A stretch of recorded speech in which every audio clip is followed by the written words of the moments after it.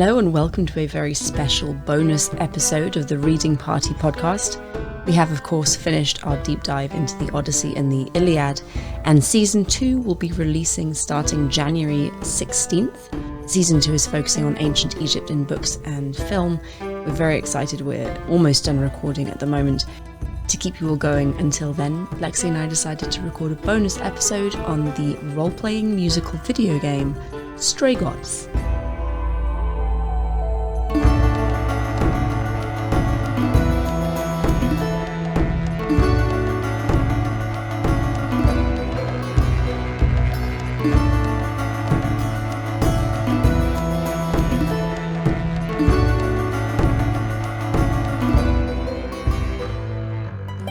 What tea do you have? I saw you drinking something. I have peach and ginger. Oh. Yep. It's a pretty good bet that if you see me with a cup of tea, it's either English breakfast or peach and ginger. Yes, I'm enjoying it very, very much. I discovered something magical, and it's the Bigelow green tea with mango. Oh, that's lovely. And it smells very nice. like mango, and it tastes mango-y, and it's beautiful in every single possible way, and I love it, and I never want to not drink this ever again. That's amazing. Love fruit tea. Yeah, I do too. It doesn't have the same comfort as English breakfast, but it's very tasty. I tell myself I actually have to broaden my horizons. I can't just drink English breakfast tea all the time. Literally, I drink more tea than I drink water, which is probably not good for my body if we're very honest. So I'm trying to branch away from that one all the time. Well, I think you can absolutely continue to only drink that tea if it is what pleases you, because come on, it's good tea. So I would totally just go with the flow on it. So we are doing a special bonus episode. We're in the throes of recording season 2 at the moment, but this is going to come out in between season 1 and 2. So it's not the Iliad. It's also not Egypt, which is what season 2 is on. But it's really super cool. And Lexie, I'm going to let you introduce it because you discovered it. You love it more than anyone I have ever met. So I think you should tell us what it is and why it's amazing. Okay, so I was on the hype train when this game came out in, I want to say either early August or September. I don't remember. But anyway, it's called Stray Gods, and it is a role-playing musical video game based on Greek mythology.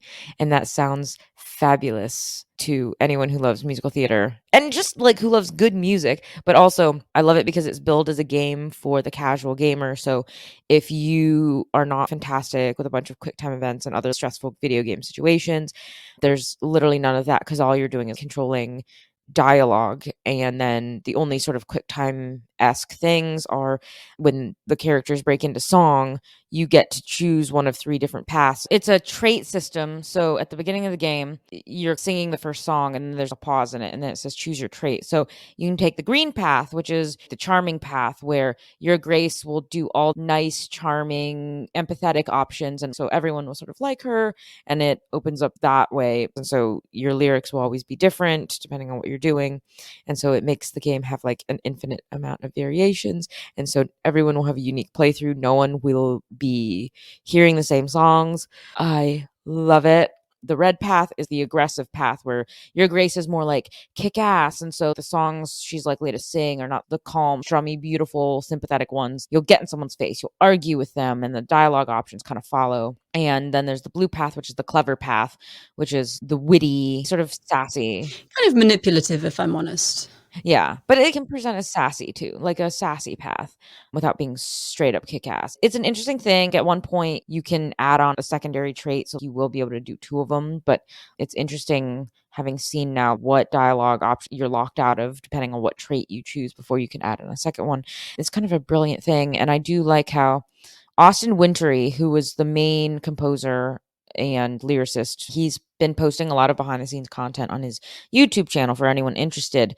And he kind of went through and talked about sort of the choices he made creatively in crafting the paths and the reasons for why. And it's really brilliant. It's really cool. And he even talked about how he picked out certain musical instruments that you'll hear depending on the color path that you chose. If you choose the blue clever path, you'll hear a lot more clarinet, because he's like, clarinet is keyed into clever. If you choose the red path for aggressive, you'll hear a lot more bass, because there's a shit ton of bass in there. And then the green one, I forgot, maybe it was a synth or something, I forgot. But even choosing specific instrument to key you into your choices in that level of depth is astonishing. He wrote so much music. Also, like, fun fact, if you are a Eurovision fan, Montaigne, who represented Australia in 2021, she co-wrote some of the songs. So he collaborated with Montaigne on this, which I thought was amazing. And she actually helped co-write some of my favorite songs on the track.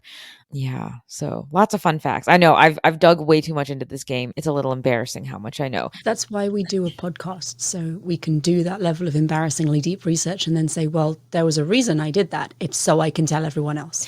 And also, to be quite honest, for any other video game fans out there, the entire voice cast is made up of all A-list voice actors, but also the biggest draw for me was that it basically the entire voice cast, or the major voice cast, of the Last of Us games. So if you are a big fan of The Last of Us, you'll recognize Ashley Johnson, love her, Troy Baker, love him. It's Laura Bailey in the lead role this time. And you're like, oh my God, I know that name. Yes. And it's got like Meryl Dandridge and Mary Elizabeth McGlynn and all these big names. And there's some nuggets for like Assassin's Creed fans, for those who love history games. There's a character who's voiced by Abu Salim, who was the voice of Bayek. It's insane how many people are in here. So anyway, yes, it's all based on a modern iteration of Greek mythology. And it's set in Australia, which is hilarious because it was also developed by an Australian studio. And I learned a fun fact that this game was completely crowdfunded because people wanted to make it so bad. And I'm a fan. Anyway, Megan, I want to jump right in, and I really need to get your thoughts on your playthrough, because I've, at this point, let me register on the record, I have played it about 3 or 4 different times. And so I've seen many iterations. So this is Megan's first time through. So what happened, Megan?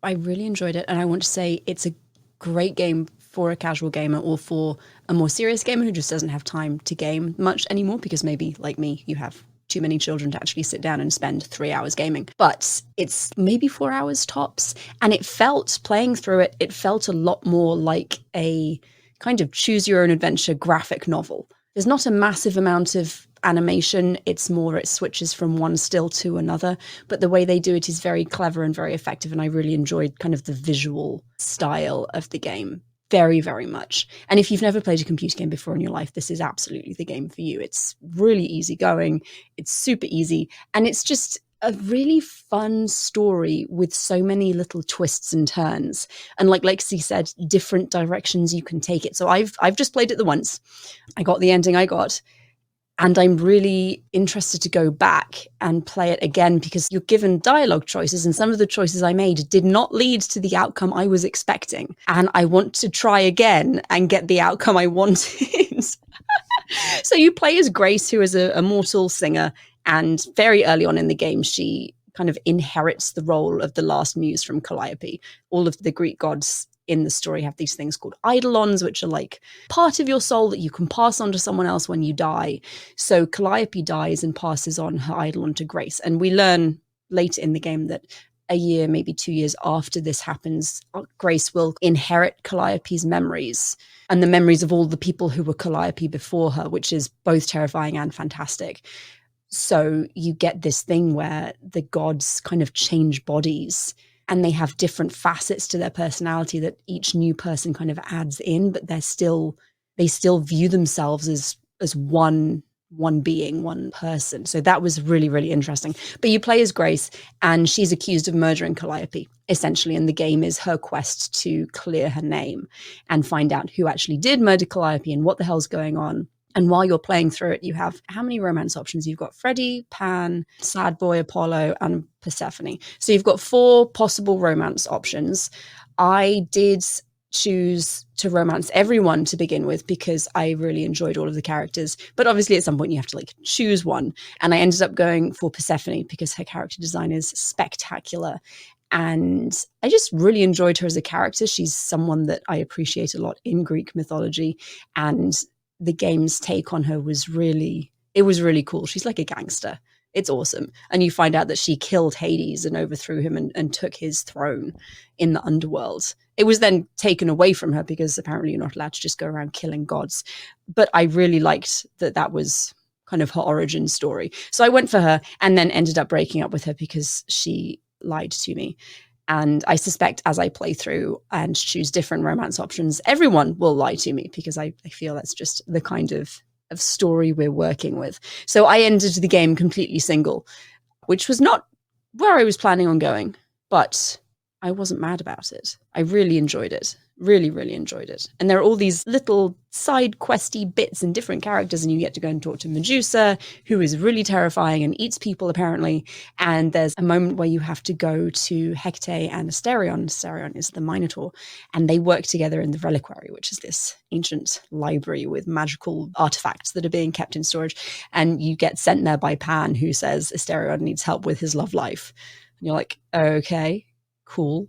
You turn up and he's in love with Hecate, who's this super powerful, really, I don't want to say robotic, but very logical character who like has this role in life, and she does that all the time and doesn't really have a lot of interpersonal relationships. And she's completely flawed that Asterion loves her. And actually, that's one of the things I want to replay because I wanted them to end up together. But apparently, I'm also too much of a fan of free will and letting characters kind of decide their own paths, because I gave Hecate the option and essentially said, it's up to you. I mean, I'm not going to make you fall in love with someone. And she essentially said, I'm really sorry. You're a great guy. You're a really good friend, but I can't see this ending well. And I don't want to hurt you, which was a decision I respected. But it ends with her saying, look, I'll conjure up a glamour so that you can look human and go out into the world and seek the love that you desire. And she also makes him fall out of love with her, which I thought was kind. But yeah, I want them to end up together. I was not happy that I chose the wrong options. Lexie's like, Megan, what the fuck did you do with your game? You ruined the whole thing. You didn't end up with anyone romantically. You broke up Hecate and Asterion. Like, what did you get right in your playthrough, really? No, it's very funny because your first playthrough is so different than mine. Okay, just to rewind, when I first started playing my first playthrough, I automatically knew, I was like, oh my God, I have to romance Freddy. I love Persephone and she's bae, but I knew she would be my second playthrough.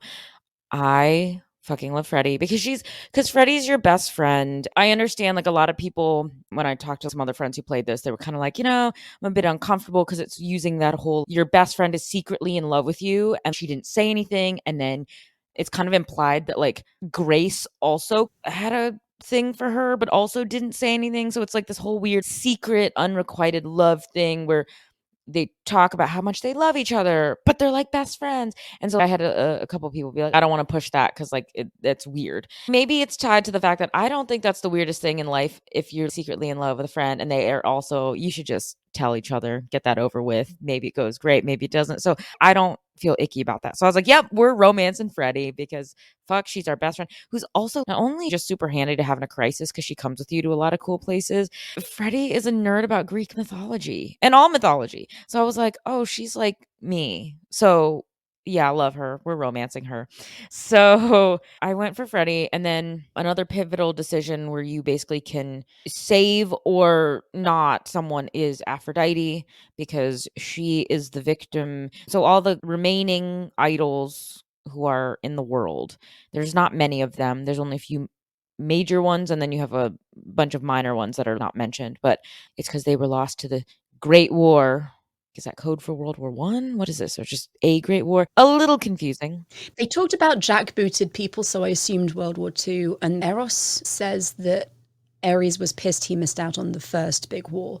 So I'm assuming World War II. That's kind of what I also took, but we don't call World War II the Great War ever. World War One is the Great War. So, okay, a little mixing of the timelines, fine. Or it could be a great war between the gods and just mortals that was not historical. Either way. So they had this great war, and essentially a lot of people either died or poofed away or whatever. So Aphrodite, we learn, was captured and imprisoned And so she has it worse, basically, because all the gods are tortured by haunted memories, but like Aphrodite's was the worst because of her capture. And then we learn that her husband Hephaestus, who she, true to Greek mythology, was not in love with, didn't like at all, who she always complained about, he made a deal with the mortals to make them a weapon, and then he went away forever, thus saving her. And then so she sings this really gorgeous song at her farewell party. I love that song so much. But yeah, so she sings this gorgeous song about how, okay, well, after he did that and saved me, now I can spend my time doing nothing but thinking of my poor husband and how I'll never see him again. But maybe one day we'll be reunited, which is super cute. But also, I'm like, it took him literally sacrificing himself. And she even sings that she abhorred him. And so it's a pivotal decision. So you can essentially let her pass on her Eidolon to escape the bad memories.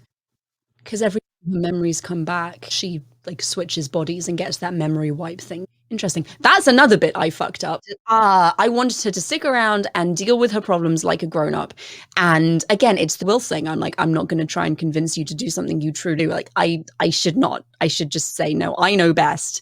I am in this game. The person playing it, I know best. You are not allowed to essentially commit suicide. And I screwed up a lot of this. I have to go back and repair it. Wait, so what version of the song did you get? Did you go all green path and do the like, I'm so sorry, I'll let you go? So did you get, what is it called? Lost in a Song, where it gets all weepy and they sing about how she's lost in a moment, lost in a song? Or did you go down sort of the blue path, which is the, I can't tell you what to do? I did a mix of blue and green. Okay. I think I ended with, I can't tell you, I can't make this decision for you. Which, if this was a real situation, that's not a decision I can make for someone. But also, this is a video game and I should just go ahead and make the damn decision. Yeah, I was going to say, so it's funny because after I played it the first time, I watched a lot of my favorite YouTubers do their playthroughs. And so I started learning the patterns and the stuff. And it's really interesting because if you do green and blue, I learned if you let her make the choice, she will always choose to die because that's what she wants. And so if you're going to let her, essentially, she'll be like, yeah, okay, following the plan. So it's actually really cool because I've heard the variations of the songs if you don't do that. My favorite path, I would say, is red and blue. So if you go straight red path, no, no, no, the song changes, ends up being this really sort of rock and roll type of heart pounding thing. But my favorite is if you choose blue, blue, blue until the last one, you choose the red one. It's like a red subset. Grace fucking raps the shit out of it. And it's this like really patterned sing-songy portion. And then I looked at the behind the scenes. Apparently Laura Bailey, that was the biggest trouble spot of the entire recording process. And then she fucking nailed that entire rap bit in one go, one take, one breath. And when you listen to it, you're like, holy crap, I could not get that in one go. That's insane. So that's kind of a fun little tidbit. So anyway, there was the big Aphrodite choice, and then yes, you have the big choice. Well, and then another big choice is, so spoiler alert, not so spoiler alert, but at one point Freddie will get stabbed. Just putting that out there. Freddie will get stabbed, and then you have to go when you go to the underworld, there is a chance to see her again and Calliope, and then you get a choice to save Freddie or not. And the dialogue is misleading because I've seen a lot of playthroughs now and heard from a lot of people who wanted to save her but didn't have the choice. And so I've learned that there's a really specific way that you have to save her, and there is one dialogue option that will completely lock you out. And too many people have stumbled upon that. So yeah, I was able to save Freddie and have my Freddie romance. I was not. I chose the wrong option. I'm sorry, Megan. I'm so sorry. But you know what? It's fine because it allowed you to end up with Persephone, who they don't make it easy to do the romance with her, though, because she's so kind of confrontational and manipulative and says a lot of things. So you really have to like stick with it to end up with her. I think it's worth it, but I've seen a lot of people just be like, no, I want to give up on this because she's so kind of hot and cold. It's much easier to romance like Apollo because he'll just be like, oh, yes, Grace, I'm so into you. If you live past the trial, I will be with you. And you're like, oh God, okay, sad boy. Which, by the way, his character model hilarious because he's just this very buff dude with a bunch of abs. He's a beach surfer dude with a permanently unbuttoned shirt. So I've stopped calling him Apollo. I call him Mr. Abs. It's a good name. I like it. It's very distracting. When I was going for the Freddie romance, I remember I would get so angry, so annoyed when I would see him. And I'd be like, put those away, sir. I don't want to see them. They're very distracting and they're doing nothing for me because I am playing my Grace as at least bi, if not pan, if not just straight up lesbian character. So look, man, that does nothing for me. She's going for Freddie, and your abs will not distract me from my goal. Then eventually I loop back and did the Apollo romance, and it was like fine. But honestly, I think the only romanceable character I don't like is Pan. I really enjoyed Pan, and on my second playthrough, I will definitely work harder and stick with his romance line. I feel like he's the only one, despite the fact that he lies constantly, he's the only one who was remotely truthful to you, because he tells you that he's going to lie to you. You know you can't trust him. The other two, they're like, I'm going to help you. And it's like, you are, but also you are lying to me about some very key things here. The way that they directed his voice actor, his voice is the smarmiest, like, hello, Grace. I am here to offer you assistance. And you're like, oh my God, there's something about this smarmy ass voice that it makes me not trust him. You just don't like him because Freddie doesn't like him. Freddie hates him on sight. I will own that because you know what? I am a Freddie stan, and I believe, even though Austin Wintory came out and literally said there is no game, I still believe that Freddie is canon. So for me, I'm like, I'm sticking with my girl Freddie. Also, I just love Freddie. It's very funny because her name is actually Farishta. It's a beautiful Indian name, but like ever, she's just Freddie. So I hate him, but I also just don't like him. Like in general, I just don't like.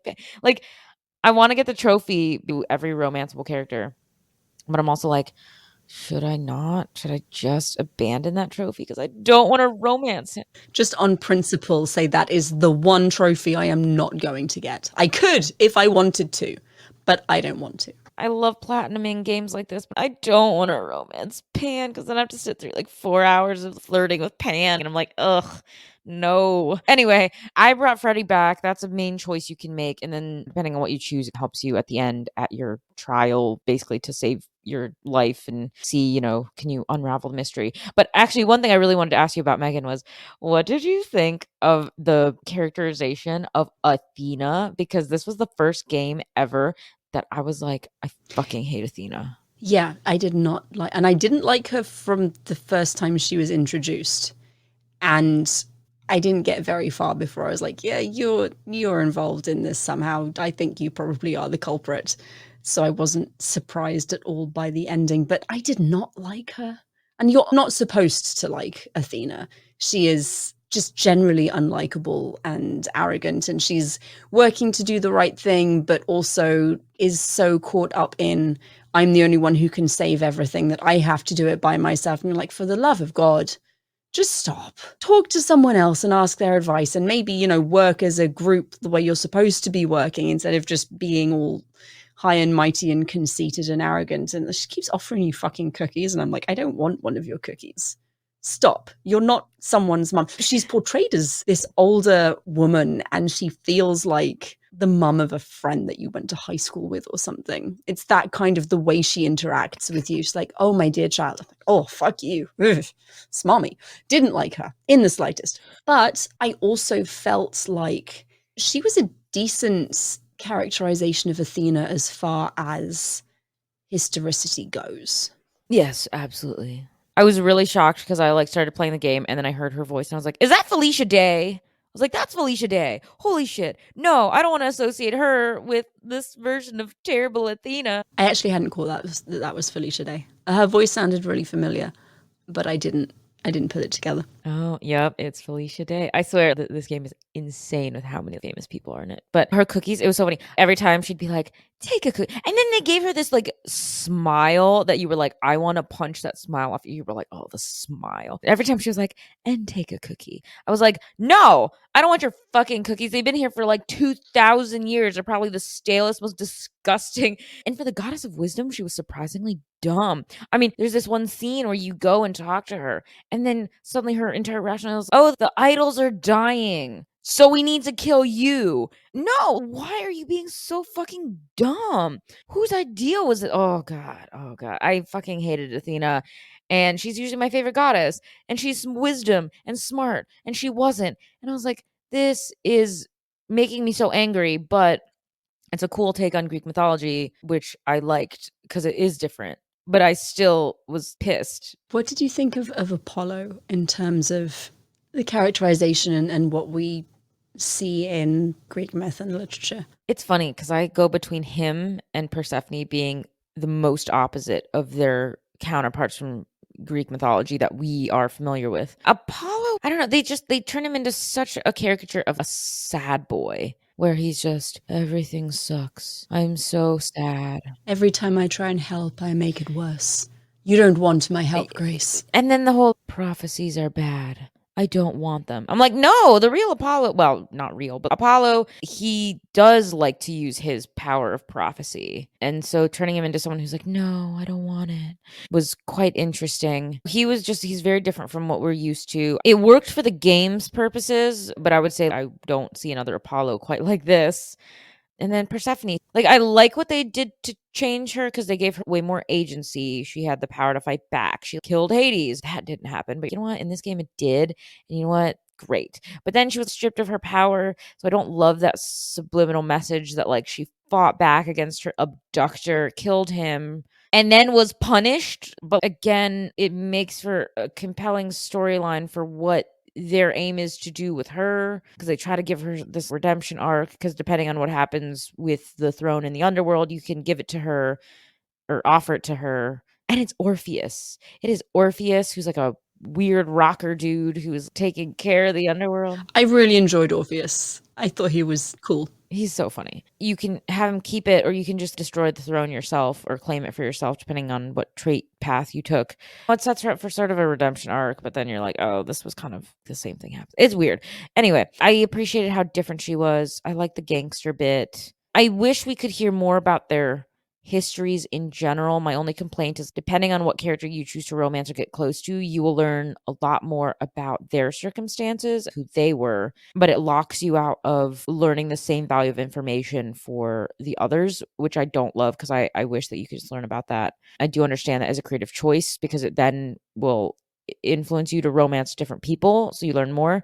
So I do like how that influences the replayability, because, like, I learned so much about Persephone on my first playthrough. It was just great. And then by the time I went back and did the Apollo romance, I was like, whoa, I didn't have the option to learn more about Persephone, but I learned a shit ton about Apollo. This backstory is wild. It's really interesting. I enjoyed the underworld section. I liked what they did with Charon, who is just always asking everyone to play cards with him or something because he's bored. Absolutely understand. He was kind of sweet. I liked him. He's this giant hood with glowing, green eyes and really bony hands. So he's not visually very personable. He's kind of endearing as a faceless character. But I liked that the shades in the underworld all have Greek theatre masks on. That was really cool. I thought that was a nice use of archaeological imagery. There were a lot of lovely little nuggets for people who are fans of Greek mythology that I really appreciated. What did you think of the Furies? Well, it's funny because I feel like my reaction was so tied to, because the game that I platinumed and really had played through and like fallen in love with to this amount before I played this game was The Devil in Me, which is one of the Dark Pictures horror games by the same people who did Until Dawn. And Devil in Me is the one where you're basically trapped in the murder castle, and it's influenced by H.H. Holmes. And so the thing going through my mind most was the fact that in Devil in Me, there are a ton of automatons, right? Like, there's a lot of automatic, scary things, but also that game was chock full of creepy mannequins. And so the first thing I thought when the Furies appeared, and now I'm confronted by creepy mannequins. Oh my God, this is like a flashback to the other game. What's happening? So they really were like creepy mannequins, but like with a lot of style. And I was like, good on you for having style. But also they're really creepy. They're really silent. I personally tend to find villains or scary things scarier when they don't explicitly say who they are or what they're for. I do like it when my villains like announce themselves and they're like, I am seeking revenge because of this. And I know that would make it easier, right? If any enemy who you ever encountered would tell you exactly why they don't like you, then you go, oh, okay, it's easier to rationalize or figure out what I should be feeling. But when they come and don't say anything and just do an action like stabbing Freddy and then they leave and you get nothing, that is kind of in the realm of things that terrify me most. So I basically was on the verge of tears. Freddy just got killed by creepy mannequins and I'm not okay. I thought they were really, really well done. They gave me definitely mannequin vibes, but also weeping angels from Doctor Who. You can't reason with them. There's no talking to them. You can't outrun them. You can try, but you're not going to get very far. And I really liked that they seemed to be very, very much linked to the Furies that you see in Greek myth. You can't bribe them. You can't talk your way out of it. You just have to deal with the fate that you're given because you've done something wrong. And that's just what you have to deal with. I do wish that there had been more exposition on why Athena gets to control them. Because when they first show up, all the idols, all of the gods that you are friendly with, they're like, the Furies shouldn't be here. You didn't break any of the rules, at least none of the rules that the Furies care about. No one has power over them. No one can control them. But then in the final chapter of the story, Athena can control them, and that's never explained.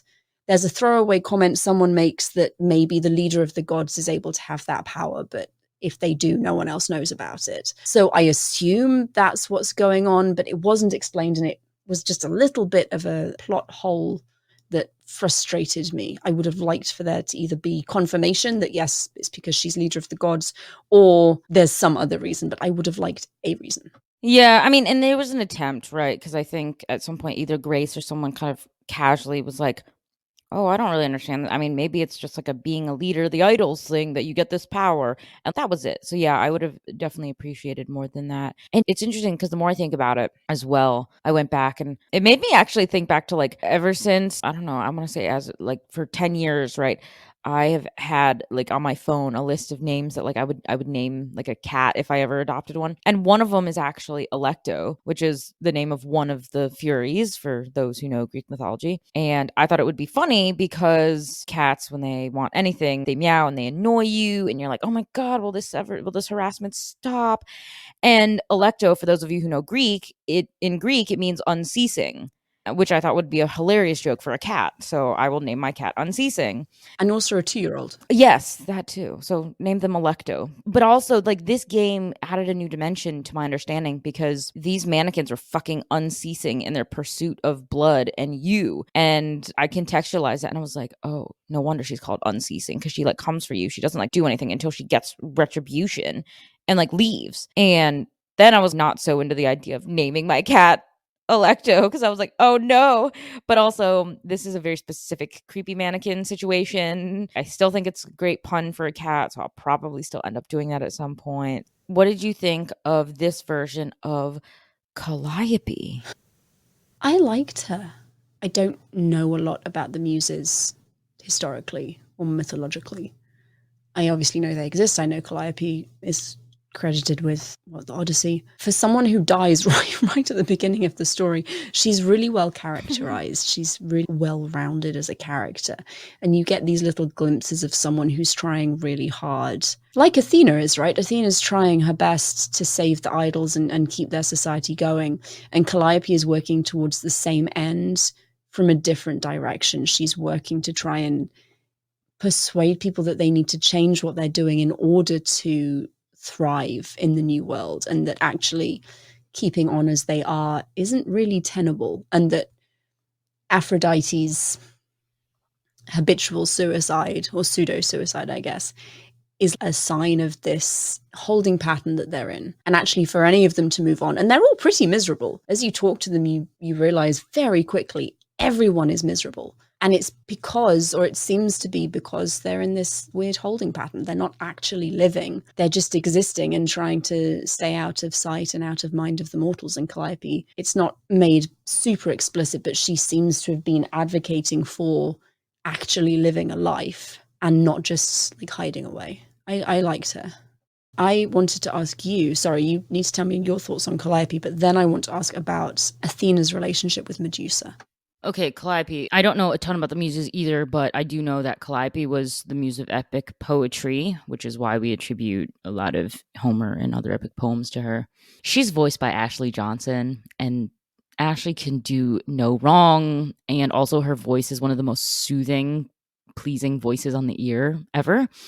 And I think I had the reaction of a lot of other gamers and fans, also who know her voice work from The Last of Us.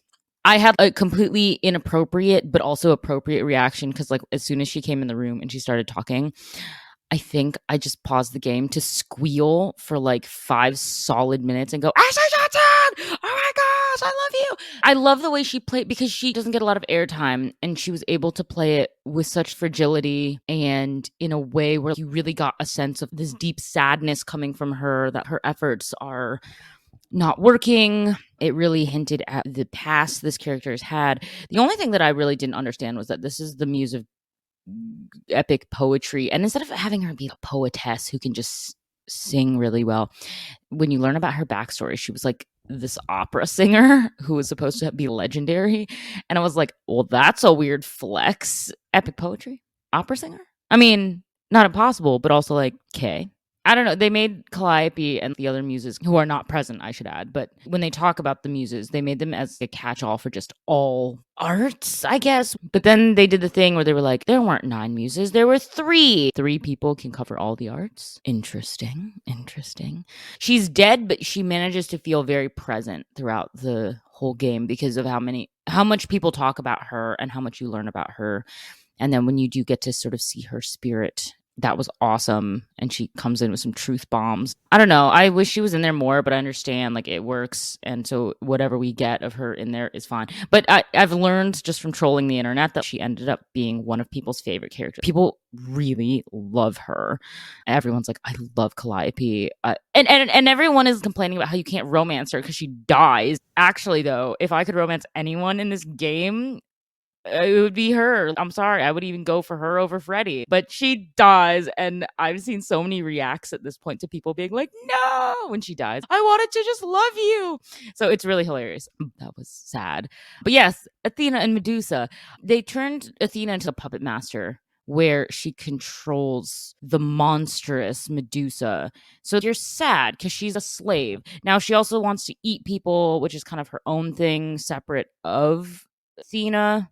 But again, she controls her when she should be helping her, but she uses her as a stooge. And Athena says it when you question her about it. She says, well, I elected to bring Medusa with me from the old world because she is, after all, my responsibility. And she clearly doesn't like her. She clearly finds her presence and existence in their lives to be unpleasant. No one likes her. Everyone is terrified of her because she keeps eating people.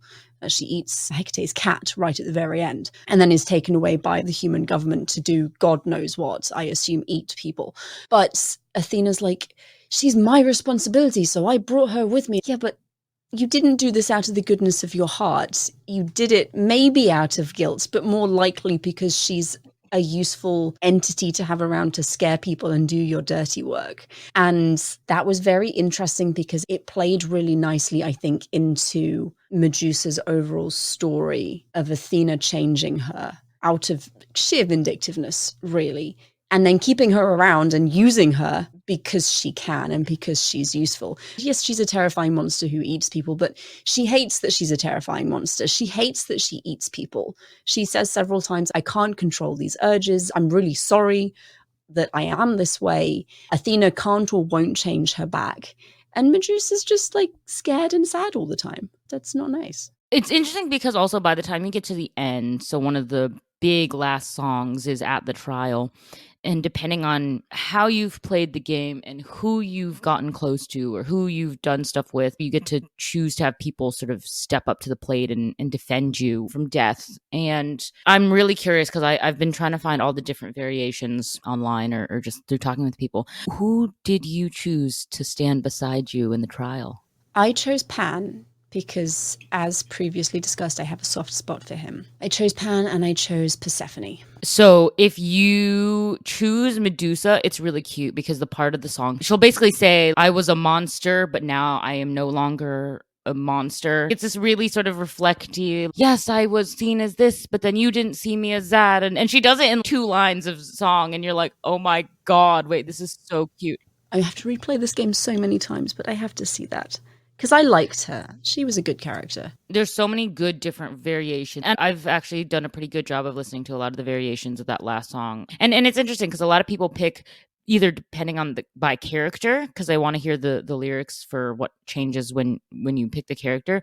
But then it's also really interesting because other people pick based on just the song they want to hear. And so I've tried that a couple times. You'll have to go back and play and see if you agree with me. But I think My favorite combination that makes the prettiest song is if you choose Aphrodite and then Persephone. I love that combination. Both are fantastic. But all the combinations are really cool. There's a version where you can get Hecate to defend you. Her song lyrics are the same as her personality because she essentially sings that she does not want to be a murder accessory. That's her, analytical to the end. Yep, that tracks. Right? I will say, if you save Freddie, Freddie will stand beside you at the trial. And it's so sweet because it is a total misdirect because you think you're actually going to die. Because she sings this weepy, I'm okay dying again if it's with you. And you're like, oh my God, she's going to die again. No, fuck this. What? Stop. And then she doesn't. And then you're like, oh, okay, it's fine. It's so emotional. It got me damn near crying so many times. This game just hits you right in the... And then there's a great, not vital, but a great sort of choice at the end when you're dealing with Athena.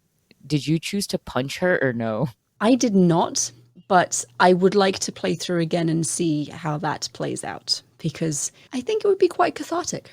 I know, I do too. I haven't actually punched her. That's too mean. I know she did everything, but I don't want to punch her.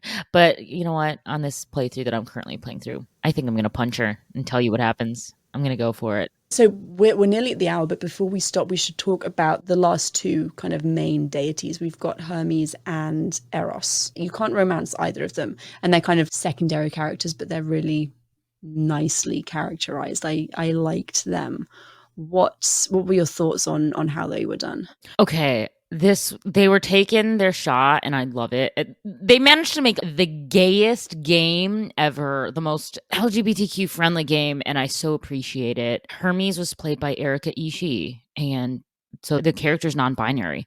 I can't say if I've seen such an openly well done non-binary character in a game. It was awesome. They say during one of their chats with Grace that the old Hermes said that their non-binariness made them an even better Hermes because they straddle those two worlds. It was super cool.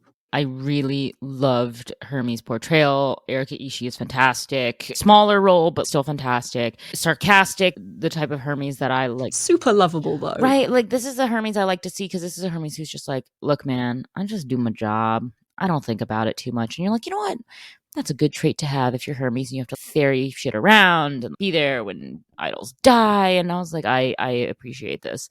I will say, Eros, the god of, as he puts it, god of sex. I loved him. He's this big bear leather daddy. It's amazing. Yeah, with blonde hair, like a weird blonde. What is it? What? Like frosted tips, essentially. Yes, I love him so much. Also, he is voiced by Abu Salim, so every time I heard him speak, I was like, "You're Bayek," but with a British accent now. And he did such a great voicing job. I loved him so much. He's so lovable, and he's all like, "Well, I prefer Eros. Of course, Cupid went and ruined my reputation." And I'm like, "Oh, honey, sweetheart." And you know, I love how they made him a mama's boy because you're not used to that. And he's just a sensitive boy. He's like, "Mother." And you can tell he's about to cry. He was a delight, and I felt like he's probably the only character, he and Hermes, I think are the only characters who are not out to get something from you. Eros wants you to save his mother, but he's very upfront about that. He's just a big sweetheart, and Hermes is like, just gonna go do my door thing. Yeah, it's been real. Because he doesn't strike you as your normal god of sex. I mean, he's literally like, I'm the god of sex and desire and sensuality. But I haven't had any in a long time because I'm too busy caring for my mother. You're like, oh, you're a delight. Right? Why is he the only British character? Like, I'm just very confused by this. Accent choice was interesting. It works for him, but given they all came from the same place, well, I was going to say, given they all came from the same place, you'd expect the same accents, but maybe this iteration of Eros was originally British. Maybe the iteration before was American, and then he passed it on to a British dude, and he kept his accent because you still stay you in a way. But then again, I was like, well, Asterion has a very noticeable Australian accent. No, he's British. What? He's not the upper class Queen's English that you expect if you're not a British national. But no, I grew up with people who sound like him. My brother actually sounds very similar to Asterion. I was gonna say, I mean, I know that there's the regional sort of Cockney, and then there's the regional other. I want to say less posh. Let's be nice, less posh. But no, because I thought that his voice actor is Australian. I'm going to play it again and make sure I'm right, but he was definitely being played as British. Oh, that's weird. Okay, because I definitely only heard Aussie coming out of it. And for whatever reason, my brain went, that makes sense because it's made by an Australian developer. So of course they'll have an Aussie character. But oh my God, wait, if he's British, wait, I need to listen to him again because that's whoa. Okay, that's life-changing. What am I doing? I used to pride myself on being a really great perceptor accents, but now I'm questioning everything. To be fair, there are a lot of regional variations in the UK that I don't think a lot of people would recognize as being British accents. Well, if it is British, I'm not going to challenge a Brit at recognizing accents. I loved Asterion because he plays awkward, bumbly dude really well. He's definitely not the man-eating minotaur that you get from Myth. He's a sweetie. He's another sweetie, like he and Eros and Hermes, absolute sweethearts, all of them. He's one of my faves, and he calls Hecate Katie. He's like Katie, and you're like, oh, I love you. I love all the side characters. Honestly, they do a really good job of making you not dislike anyone other than like Athena. Everyone has some redeeming quality. Even Athena has redeeming qualities. They're just not strong enough for me to overcome the dislike I have of her. Okay, two last things. What was your favorite song in the whole game? I enjoyed the Underworld's duets, or trio, I guess, with Grace, Orpheus, and Persephone. I liked that. That was fun. And I just really liked Orpheus. I thought he was cool. How about you? It's so hard because I have like 3, but I would say I really love Adrift, which is Grace's sort of main song that she sings at the beginning. And just because also like the fact that Laura Bailey and Ashley Johnson duet, and they both have like these beautiful angelic voices, I'm like dying. And then actually on the studio album, they don't end it as abruptly as in the game. They do a full album version, and it's just gorgeous, and I listen to it like every day. It's so beautiful. But I will say I have a soft spot for, there's a song, the one that they sing when you're in the underworld and it's when they leave. Basically, it's when it's time to save Freddy. I love that song. It's a good goodbye song as any, but then you'll see when you go back and play through and save Freddy, when you choose that option, you get this beautiful part from Laura Bailey where she sings it, and she's like simultaneously, it's like a desperation, but a tenderness. So she's simultaneously angelic, but melancholic, but it's amazing when she's singing about saving Freddy. And it's one of the most beautiful sung parts of the game. Can't wait for you to hit that. I have to go back. I think I said that 12 times, but I have to go back repeatedly. And then the trial. I absolutely love the trial. The music is fantastic. The variability between what characters you play and affecting it. But I always go back to that part, and then I hum when they're all singing together, and you get like the lighthouse and like the graphics, and I will listen to that part on repeat forever. It's so good. Amazing songs all the way through. And my final question for you, Megan, was just like, overall looking at it as a piece of, classical reception, do you think it's a standout? It's good? Would you recommend this game? What do you feel in terms of just being a piece of classical reception?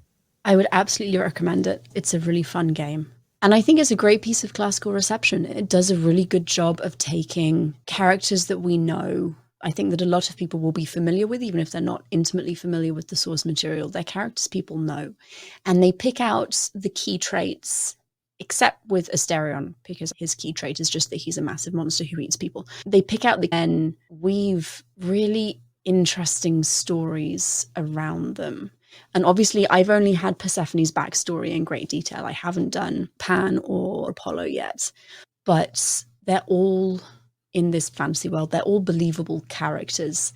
They're nicely rounded. There's no one who's one-dimensional. There's no one who you're like, oh, you're the evil baddie. I know I said that I knew Athena was the bad guy really early on, but she has solid motivation. And it's motivation coming from a good place. It's not that she's just bad and evil. She's trying to do the best she can. And I think that really encompasses all of the characters. They're trying to do the best they can, which I think really, really speaks to the human condition, I'd say. And seeing all of the different characters that are obviously heavily influenced by the mythology, but then humanized in a way that we don't always see so clearly, was really great. And I liked it because like modern views of God, especially the Christian Yahweh, is perfection. And I think a lot of more ancient pantheons are very much grounded in a lot of the stuff that makes humans human. So seeing that shine through so strongly was really enjoyable. What are your thoughts? I admit that before I played it, I knew I was excited coming in. I was not a theater kid, which was hilarious. I remember when I was younger, I remember telling my parents that I actually hated musicals, which wasn't true because I watched Disney all the time. But I think it was just because when I was younger, I didn't understand truly what a musical was. And then my dad got tickets to The Lion King. They came to Chicago. I saw it. And then suddenly I was like, actually, I like musicals. And then I got super deep into musicals. So I had always kind of thought about music and games. And so then I was excited. But I was also, I have to say, a healthy dose of skepticism. This could go really well, but also if done not well, could be an absolute train wreck. Right. Like it could go really bad. So yeah, I came into it kind of being, well, it's Greek mythology. So I guess it sounds fun.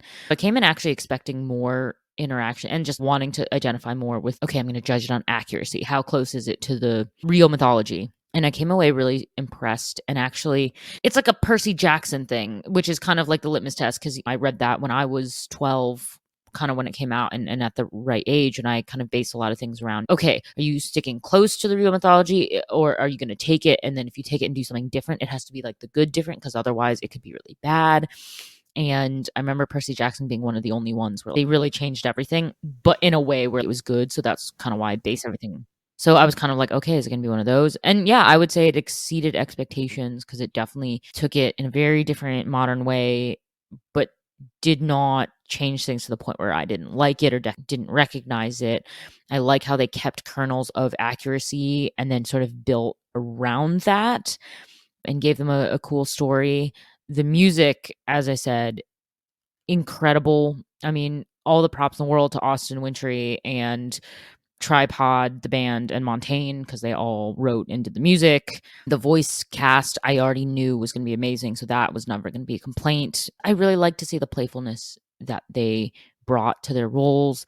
Yeah, all around, I can just say after multiple playthroughs, playability factor is amazing. It's a game I want to play again, and it's a game that I felt that I could get into, and then if friends were also playing it, they could get into. And it's a great conversation starter. So I think also that it is a good entry point into classics because the fact that you even have a character like Freddy, admit all these idols are really different from the Greek mythology I know. That in itself is a good hook for if you're playing, you know nothing about Greek mythology, you'd be like, okay, so clearly this is not standard. Okay, cool. So this is a good get your foot in the door, classical reception. And it's a fun game and it's an easy one. So I also like how the game creators had it in mind that they wanted to make it a very accessible play because there's nothing I hate more than having a great game, but it's for hardcore gamers, right? My only complaint about like Assassin's Creed is that if you don't play a lot of games, you're going to struggle because, oh no, now you have to kill this person and you have to melee them or you have to use your bow and arrow or stealth kill them. And if you're not a gamer, those controls and skill trees are overwhelming. So this also gets extra points for being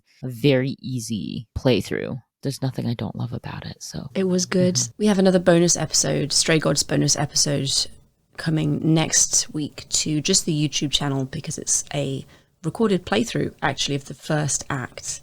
Lexie and I are getting together and playing through the game and kind of giving our thoughts as we go. Because I think that it's one thing to hear about it, it's another to see it. So we'll be playing through acts 2 and 3 as well, but they will be Patreon exclusives. So if you enjoy the next episode, our first playthrough, then you can join our Patreon, which is patreon.com/readingpartypod to get access to subsequent playthroughs and a bunch of other bonus content that we have planned for the next season or 2 or 3. We've been doing a lot of planning recently.